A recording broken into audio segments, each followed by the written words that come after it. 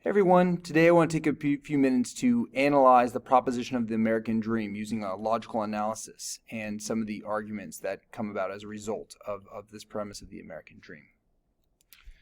The proposition of the American dream serves as a pillar to an argument that I have heard presented, both explicitly in academic and media forums, as well as implicitly in the passing of a kind of cultural judgment.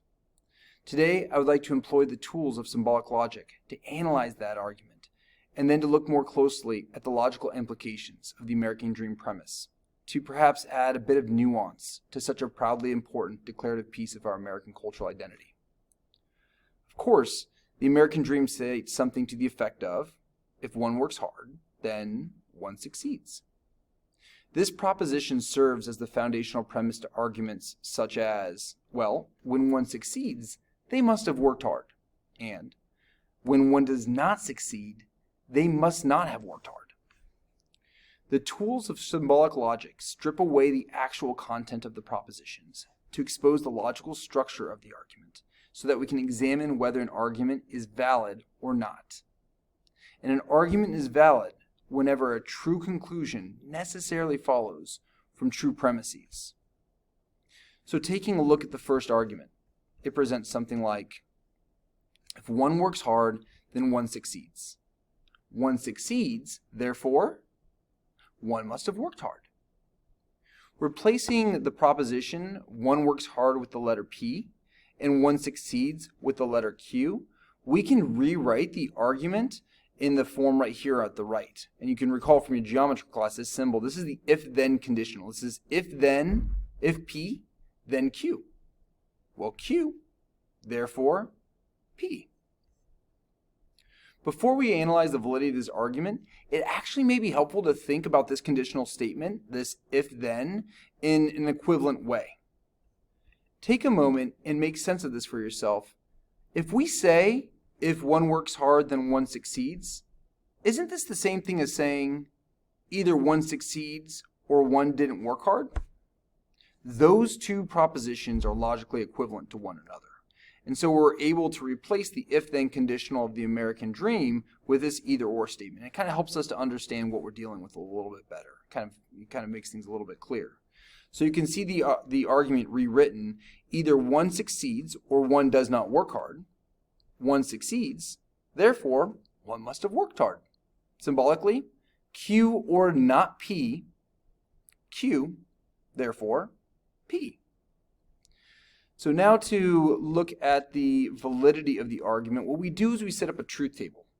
Now, when we examine whether the logical structure of an argument is valid, we don't actually consider whether the propositions are in fact true or false. We just consider all of the truth universes in which the premises are true and false.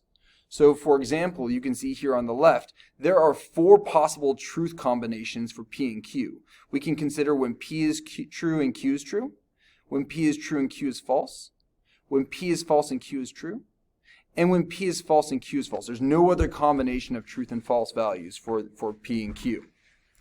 You see our argument over here to the right. This is premise 1, Q or not P, premise 2, Q, therefore conclusion P. Now what we're looking for in this argument truth table to the right here are the moments, or whether or not true premises must always lead to a true conclusion. That's what we're looking for. That's the only thing we're looking for. So if we examine truth universe number 1, we can see premise 1 is true, premise 2 is true, and the conclusion is true. No problem.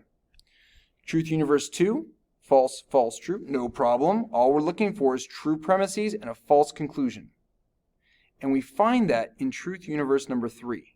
We see that premise 1 and premise 2 are both true, but the conclusion is false. Now remember, in valid arguments, true premises must lead to a true conclusion.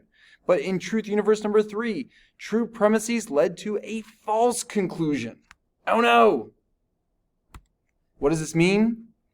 This means that to use the American dream as a premise to argue that, well, when one succeeds, they must have worked hard is invalid.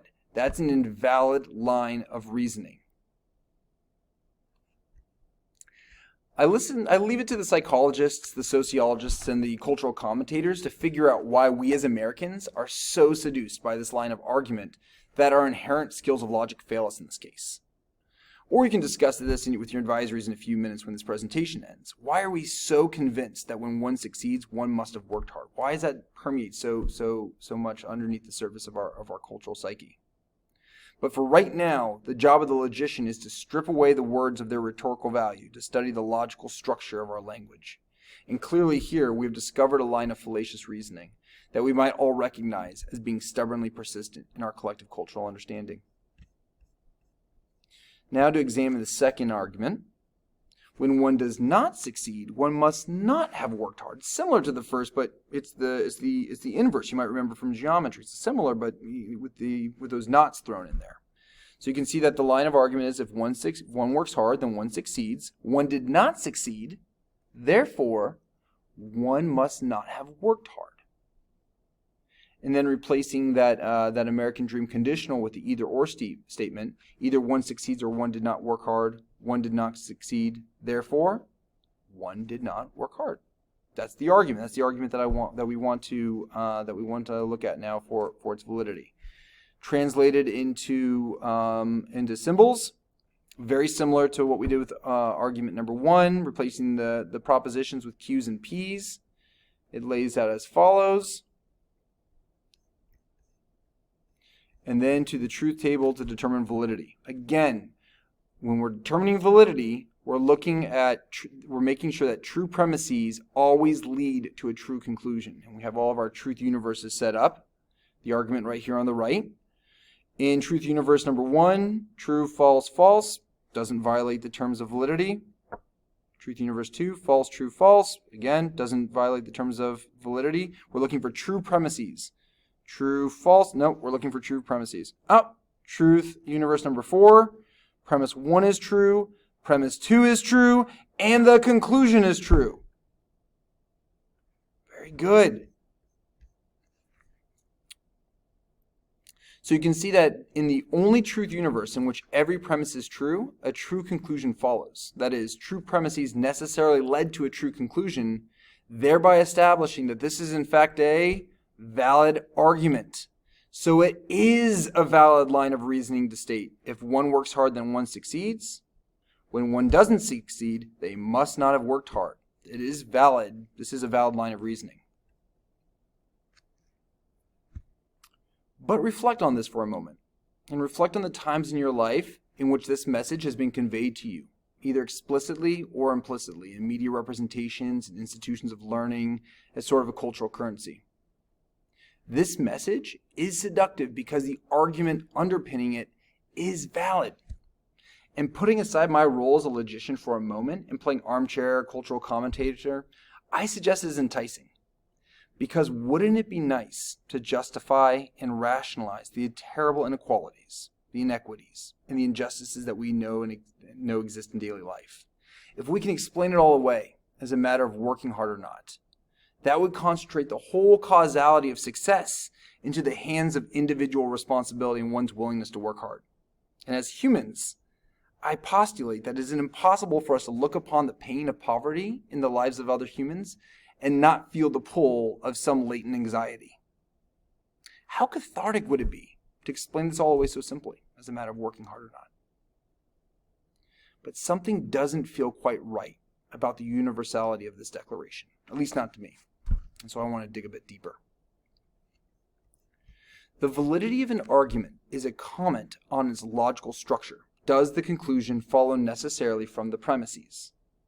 But analysis of validity makes no attempt to decide whether the premises in the argument are in fact true or false.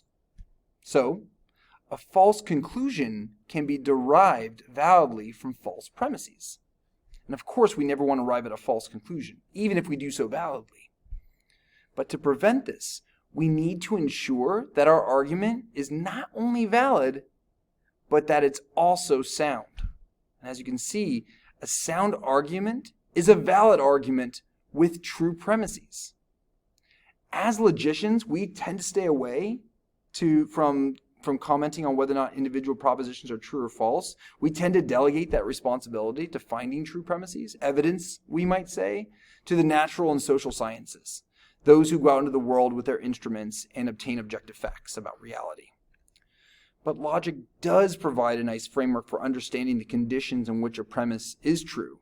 And I want to apply that line of reasoning here to the American dream. If one works hard, then one succeeds. In logic, we can re-express conditionals into what we call universal categorical propositions. Reflect a moment. When we say, if one works hard, then one succeeds, aren't we essentially saying that all hard workers are succeeders? When we reframe the conditional to be talking about categories of things of the world, hard workers and succeeders, and if it is true that if one works hard, then one succeeds, then there would be no hard worker that isn't a succeeder. Now, I'm a visual learner, so it may be helpful to look at a Venn diagram here for clarity.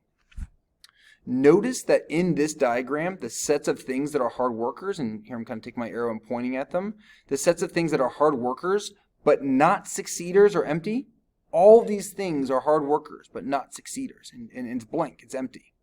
There is no hard worker that didn't succeed. Every hard worker that has ever been has succeeded. Think about the plausibility of that for a moment. Does that sound right? Think about what that would take to verify that as being true. It'd be an almost impossible task. Now think about what it would take to demonstrate that as in fact being false. All you would need to do, the only thing you would need to do to demonstrate that that's false, is to find one hard worker that for whatever reason didn't succeed, without doing any further research, which seems more likely. Think about your own life experiences for a second, while acknowledging, of course, that any of our life experiences is incredibly limited in the scope of all possible experiences that there are. Do you know of one person, any person, who worked hard but didn't succeed? How about historically? Were there ever groups of people who were made to work hard but were denied success?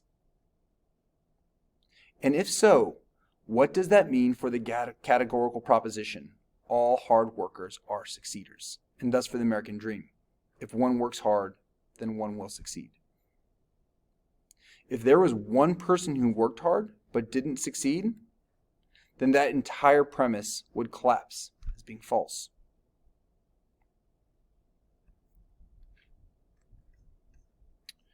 That might be a tough pill to swallow, to kind of put the American dream and all the weight that we put on it and consider it as very plausibly false. You could take heart knowing that it can still be true that some hard workers are succeeders, maybe even most. But most would have to be defined and quantifiably demonstrated. It may be the case that you increase the probability of success with hard work, but again, this claim would need defining and mathematical demonstration. And this talk certainly isn't intended to try to convince you that there isn't something inherently good about working hard and putting forth your best effort. I believe hard work could be something to be proud of. And I would myself be proud to be able to count myself as being a member of a society of hard workers. But this talk is designed to help you think in a more sophisticated way about the proposition of the American dream and how it is used as a foundation in arguments both valid and invalid that have come to be a defining feature of the American cultural psyche. The result of argument 2 was that this was a valid argument.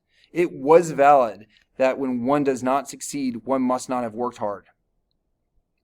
But the soundness is definitely in question, because the plausibility of the American dream premise is fragile at best. It is an interesting historical question as to the origins of the American dream proposition. Who authored it? For what purposes? For what people? Whether intended or not, the American dream may have the consequence of dismissing the real material and systemic challenges folks face to obtaining success. And why has it become so prolific in our culture? But to internalize it without critical reflection may have profoundly misleading implications on how we understand the way the world works. So what do we do with this? I'm reminded by a few of my students to whom I just presented this talk that the notion of the existence of an American dream is in fact a beautiful one, and one we certainly don't want to dismantle. The possibility that we may find community towards some common aspiration. So I really do put it out to you guys. What do you think the American dream should be? Can we create an American motto based on American values that is inclusively beautiful and from which we can derive sound argument structures that we feel proud to believe in? I put it to you. I'd love to know what you guys come up with. For further information, for further resources about this, actually tomorrow there on Radio Times, there'll be an interview with political philosopher Michael Sandel, who just wrote this book, The Tyranny of Merit, What's Becoming the Common Good, which is right up the line of this presentation. I really hope you enjoy it, and I hope you enjoy the conversations that you have in your advisories. Have a great day.